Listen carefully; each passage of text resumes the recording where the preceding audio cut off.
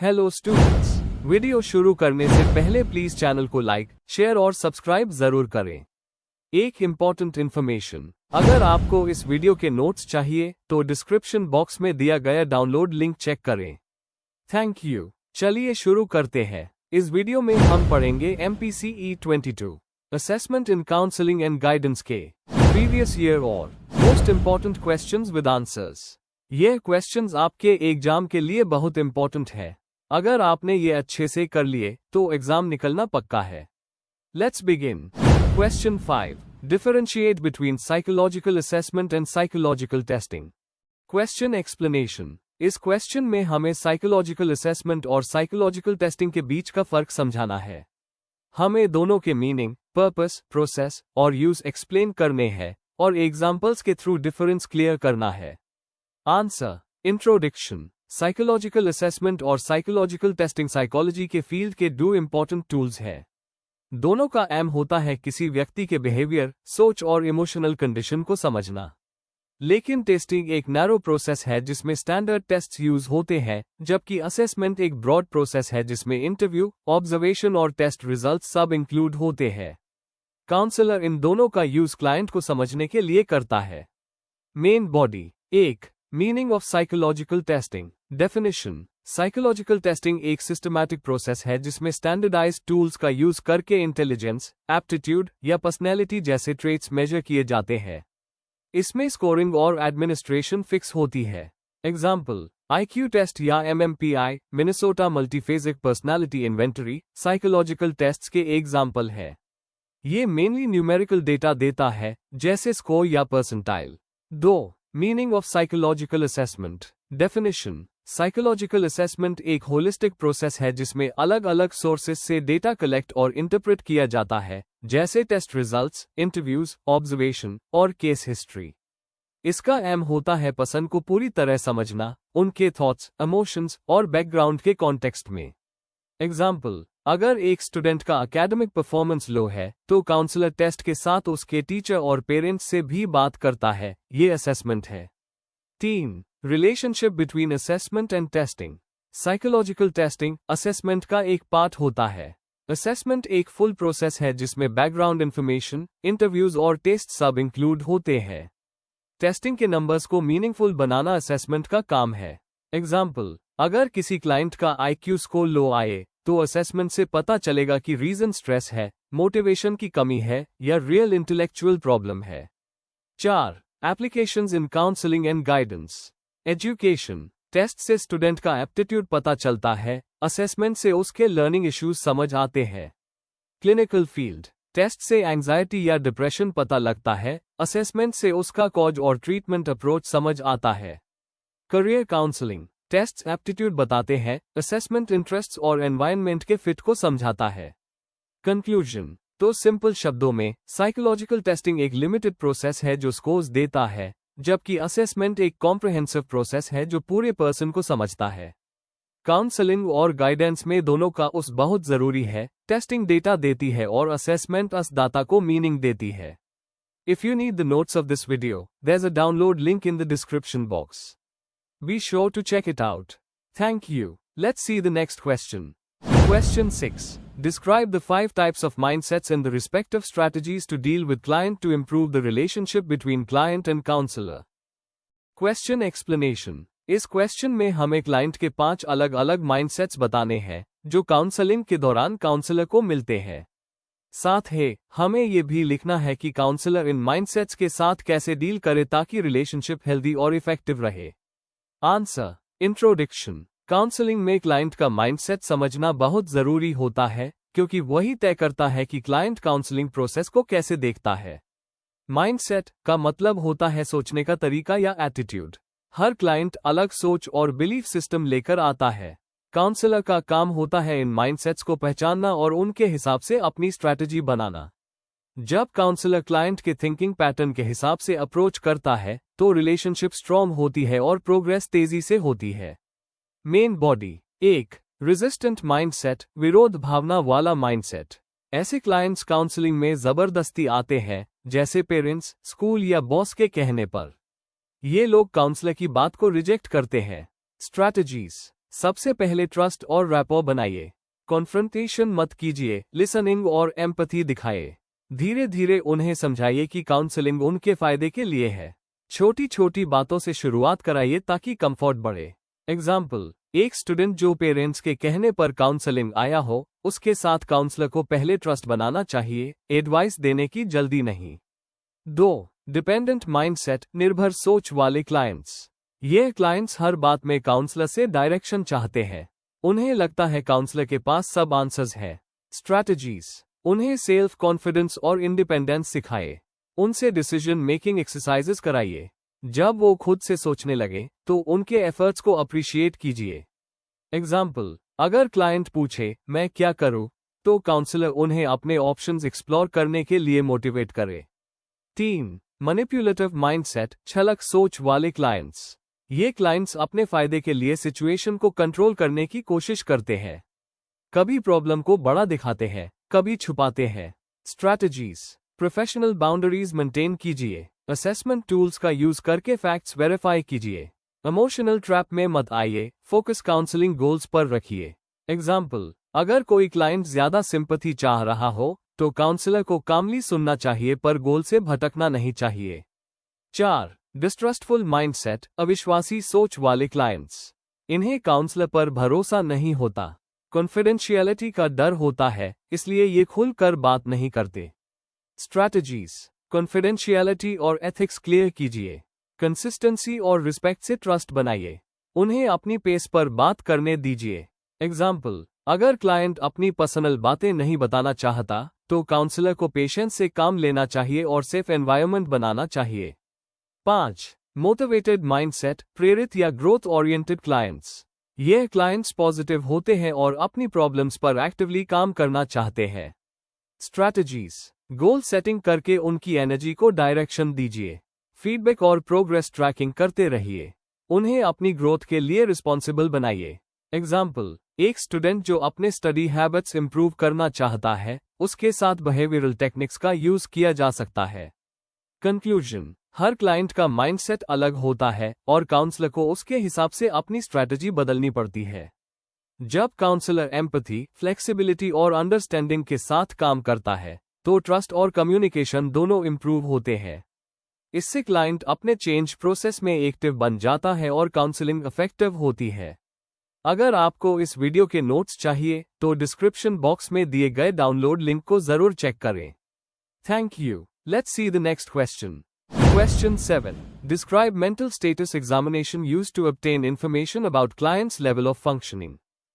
Question explanation. इस question में हमें मेंटल स्टेटस एग्जामिनेशन (MSE) के बारे में लिखना है। ये क्या होता है और काउंसलर कैसे इसके थ्रू क्लाइंट के मेंटल, इमोशनल और कॉग्निटिव लेवल को समझता है।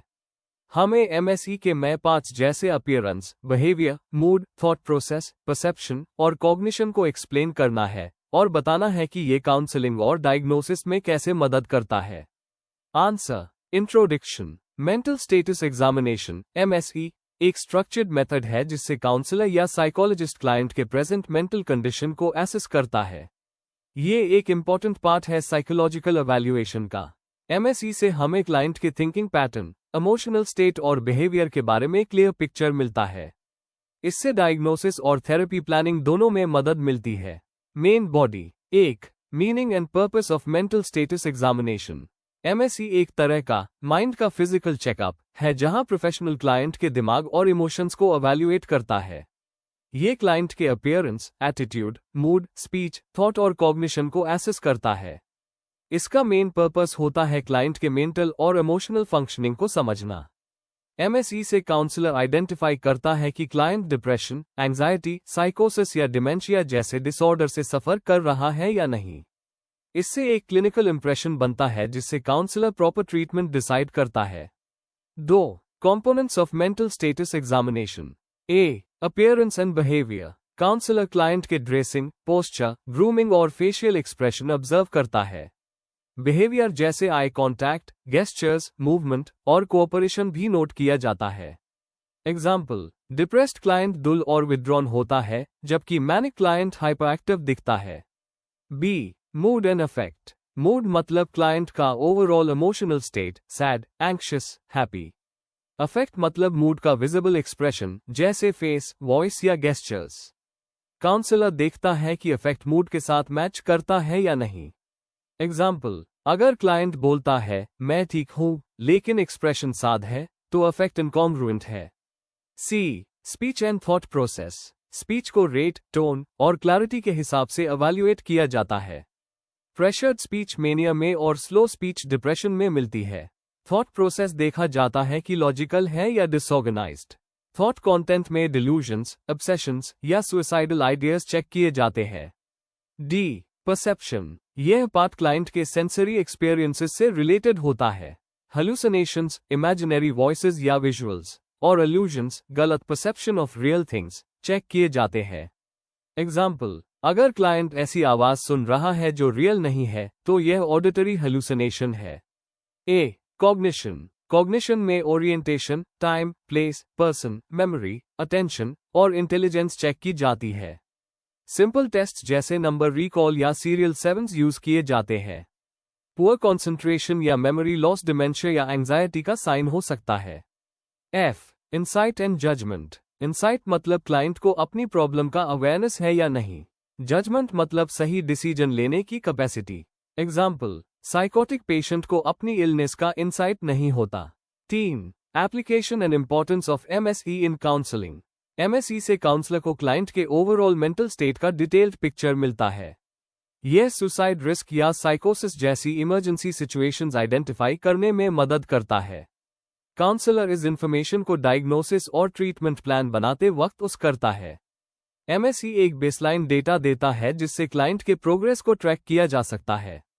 यह असेसमेंट और थेरेपी के बीच एक कनेक्टिंग टूल की तरह काम करता है। 4, limitations of mental status examination. MSE सिर्फ एक टाइम पर क्लाइंट के स्टेट को दिखाता है, ये पूरी हिस्ट्री नहीं बताता। क्लाइंट के मूड, एनवायरनमेंट या कोऑपरेशन से रिजल्ट अफेक्ट हो सकता है। कल्चरल डिफरेंसेस भी इंटरप्रिटेशन पर अफेक्ट करते हैं। फिर भी काउंसलिंग प्रोसेस में एमएसई एक इंपॉर्टेंट और यूजफुल स्टेप है। Conclusion, mental status examination MSE एक सिस्टमैटिक टूल है जिससे काउंसलर क्लाइंट के इमोशनल, बिहेवियरल और कॉग्निटिव कंडीशन को समझता है। ये डायग्नोसिस और ट्रीटमेंट प्लानिंग के लिए बहुत जरूरी है। इसके थ्रू काउंसलर को क्लाइंट के करंट फंक्शनिंग का क्लियर आइडिया मिलता है, जिससे सही थेरेपी चूज करना इजी होता है। एमएसई काउंसलिंग प्रोसेस का एक स्ट्रॉन्ग फाउंडेशन पार्ट है। If you need the notes of this video, there's a download link in the description box. Be sure to check it out. Thank you. Let's see the next question. Question 8. Discuss the Alfred Adler Neo-Freudian Psychodynamic Therapy. Question explanation. इस question में हमें Alfred Adler की therapy के बारे में लिखना है, जो नियो-फ्रॉइडियन अप्रोच पर बेस्ड है। हमें उसके में कॉन्सेप्ट्स जैसे inferiority complex, striving for superiority, lifestyle और सोशल इंटरेस्ट को एक्सप्लेन करना है और बताना है कि काउंसलिंग में इनका उस कैसे होता है। आंसर। इंट्रोडक्शन। एल्फ्रेड एडलर एक ऑस्ट्रियन साइकोलॉजिस्ट जो शुरू में फ्रॉइड के ग्रुप के साथ जुड़े हुए थे, लेकिन बाद में उन्होंने अपनी थियरी बनाई जिसे इंडिविजुअल साइकोलॉजी कहा गया। फ्रॉइड जहां अनकॉन्शियस और सेक्सुअल ड्राइव्स पर फोकस करते थे, एडलर ने ह्यूमन बिहेवियर को सोशल और कॉन्शियस लेवल पर समझाया। उनकी थेरेपी को नियो फ्रॉइडियन इसलिए कहा जाता है क्योंकि ये फ्रॉइड से इंस्पायर्ड होते हुए भी उससे अलग और ज्यादा पॉजिटिव अप्रोच रखती है। अडलेरिंग थेरेपी का मेन एम है इंसान को अपनी लाइफ में बिलोंगिंग और पर्पस फील कराना। Main body. 1. एडलर की इंडिविजुअल साइकोलॉजी के basic concepts. Inferiority feelings. Adler कहते हैं कि हर इंसान बचपन में अपने आप को वीक या डिपेंडेंट महसूस करता है। यह इंफीरियोरिटी फीलिंग हाई मोटिवेशन बन जाती है लाइफ में आगे बढ़ने के लिए। Striving for superiority. हर व्यक्ति अपनी कमियां दूर करने और अपने पोटेंशियल को अचीव करने के लिए कोशिश करता है। यह प्रोसेस डोमिनेशन के लिए नहीं, बल्कि सेल्फ इंप्रूवमेंट के लिए होती है। कॉम्पनसेशन। जब किसी एरिया में कमी महसूस होती है, तो इंसान दूसरे एरिया में अपने आप को स्ट्रांग बनाता है। जैसे अगर कोई बच्चा फिजिकल वीकनेस फील करे, तो वो मेंटली या एकेडमिकली स्ट्रांग बनने की कोशिश करता है। लाइफस्टाइल। लाइफस्टाइल एक व्यक्ति का पर्सनल पैटर्न होता है जिसमें उसके गोल्स, बिलीफ्स और प्रॉब्लम सॉल्विंग स्टाइल होती है। यह चाइल्डहुड एक्सपीरियंसेस से बनती है। Social interest. एडलर के हिसाब से एक हेल्दी इंसान वही होता है जिसे दूसरों के साथ बिलोंगिंग और कोऑपरेशन फील होती है। सोशल इंटरेस्ट इंसान को मेंटली स्ट्रॉन्ग बनाता है। 2. एडलेरिंग थेरेपी के major principles. Holistic view of personality. Adlerian therapy इंसान को एक पूरे सिस्टम के रूप में देखती है, न कि अलग अलग पार्ट्स जैसे आईडी, ईगो, सुपर ईगो में। Goal oriented behaviour. हर बिहेवियर के पीछे एक गोल होता है। थेरेपी में क्लाइंट को समझाया जाता है कि उसके गोल्स क्या है और उन्हें पॉजिटिव डायरेक्शन में कैसे ले जाया जाए। सोशल इंटरेस्ट और मेंटल हेल्थ। जो व्यक्ति सोसाइटी के साथ कनेक्टेड और यूजफुल महसूस करता है, उसकी मेंटल हेल्थ अच्छी होती है। कॉन्शियस माइंड पर फोकस। फ्रॉइड के उल्टा, एडलर कॉन्शियस थॉट और डिसीजन मेकिंग को ज्यादा इंपॉर्टेंस देते थे। 3. एडलेरिंग थेरेपी के स्टेजेस और टेक्निक्स। रिलेशनशिप एस्टैब्लिश करना। काउंसलर और क्लाइंट के बीच ट्रस्ट और कोऑपरेशन बनाना सबसे पहला स्टेप होता है। Lifestyle exploration. थेरेपिस्ट क्लाइंट के चाइल्डहुड मेमोरीज, फैमिली और पर्सनल बिलीफ्स को समझता है ताकि उसका लाइफ पैटर्न क्लियर हो। इंसाइट और अंडरस्टैंडिंग। क्लाइंट को अपने पास्ट एक्सपीरियंसेस और करंट बिहेवियर के बीच कनेक्शन समझाया जाता है। रीओरिएंटेशन। क्लाइंट को नए पॉजिटिव बिलीफ्स और सोशली यूजफुल बिहेवियर अडॉप्ट करने के लिए गाइड किया जाता है। 4. एप्लीकेशन और एग्जाम्पल। एडलेरिंग थेरेपी काउंसलिंग, फैमिली और एजुकेशन सेटिंग्स में बहुत उस होती है। जैसे एक स्टूडेंट जिसे अपने भाई बहन से कंपेयर किया जाता है और वो लो कॉन्फिडेंस फील करता है, थेरेपिस्ट उसके इन्फीरियॉरिटी फीलिंग्स को आइडेंटिफाई करके उससे अपनी स्ट्रेंथ्स पे फोकस करना सिखाता है। यह थेरेपी डिप्रेशन, एंजाइटी और रिलेशनशिप इश्यूज में भी इफेक्टिव है। कंक्लूजन। ओवरऑल, एल्फ्रेड एडलर की neo Freudian therapy human growth, social bonding और पर्पसफुल लिविंग पर बेस्ड है। फ्रॉइड से अलग, एडलर इंसान को क्रिएटिव और सोशल बीइंग मानते थे जो अपने लाइफ में मीनिंग ढूंढता है। आज भी एडलेरिंग थेरेपी काउंसलिंग फील्ड में रेलेवेंट है क्योंकि ये लोगों को इन्फीरियॉरिटी कॉम्प्लेक्स से निकलकर कॉन्फिडेंट और सोशली कनेक्टेड बनाती है। Before we end, please like, share and subscribe the channel for more such study materials and one important information अगर आपको नोट्स चाहिए, तो डिस्क्रिप्शन बॉक्स में डाउनलोड लिंक दिया हुआ है। जरूर चेक करें। Thank you.